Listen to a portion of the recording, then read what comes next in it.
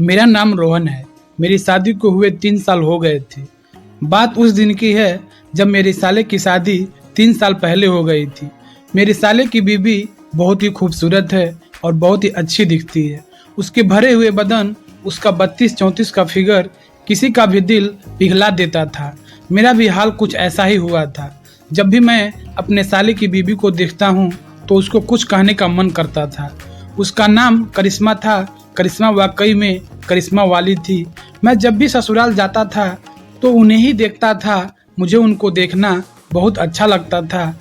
एक दिन करिश्मा के घर बर्थडे पार्टी था तो हम मियाँ बीवी एक दिन पहले ही पहुंच गए। जब हम लोग पहुंचे, करिश्मा जी को देखकर मन को तसल्ली मिल गया।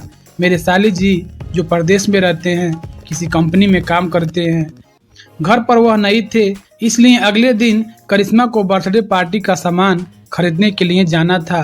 तो मेरे सासू माँ ने करिश्मा से बोला कि वो मेरे साथ चली जाए और वह जाने के लिए तैयार हो गई। जैसे ही आकर बाइक पर बैठी, मेरे तन बदन में आग सी लग गई।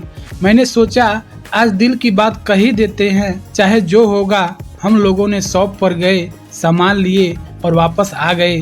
करिश्मा काफ़ी सट के बैठी हुई थी तो मुझे भी अच्छा लग रहा था। तो मैंने कहा, भैया कब तक आएंगे? तो वह बोली, अभी तो 4 महीने हुआ है, अभी बोलते हैं कि 2-4 महीने के बाद आएंगे। तो मैं बोल दिया, भाभी आप बहुत खूबसूरत लगती हो, भैया कैसे चले जाते हैं आपको छोड़कर? काश मेरी बीवी ऐसी होती तो मैं छोड़कर ना जाता। जैसे ही मैं उनकी तारीफ किया, वह भी कहने लगी, आप भी तो बहुत अच्छे हो।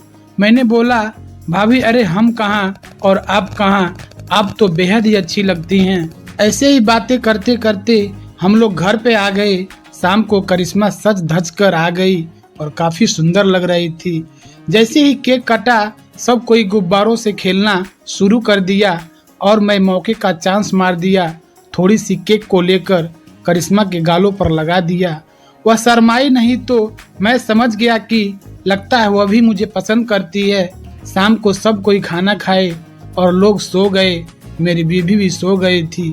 मैं थोड़ा टहलने के लिए बाहर चला गया। मैं काफ़ी देर बाद आया तो मैं देखा सभी लोग एक ही पास सोए हैं। ठंड का मौसम था, सभी के ऊपर रजाइयाँ थी। तो मैं जाकर करिश्मा के पास लेट गया। जैसे ही करिश्मा के गुब्बारों पर हाथ रखा, वह जग गई और बोली, आप यहाँ कैसे? मैंने कहा, भाभी जी आज तो मत पूछिए, इस दिन का बहुत इंतज़ार किया हूँ और आज ये टाइम मिल गया है। कुछ बोलेंगी, सभी लोग सोए हैं, जग जाएंगे। तो वह भी लाचार थी, कुछ भी बोल नहीं पाई।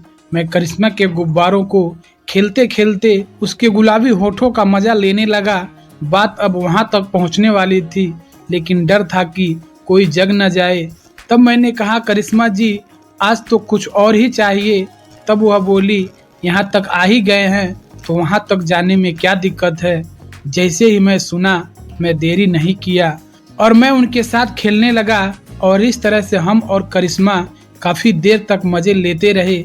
जैसे ही हम लोग का टाइम ख़त्म हुआ, हम जा कर के अपनी बीवी के पास सो गए। उस दिन से हमारा और करिश्मा के बीच काफ़ी बातचीत होती थी और शायद उसे भी इस दिन का तलाश था, इसलिए वह मना न कर पाई। और जब भी हम ससुराल जाते हैं तो करिश्मा हमें मज़ा देती है और मज़ा हम लेते रहते हैं, हमें भी मज़ा आता है। तो दोस्तों, ये कहानी कैसी लगी कमेंट में ज़रूर बताना। चैनल को सब्सक्राइब करके यार एक लाइक कर देना। धन्यवाद।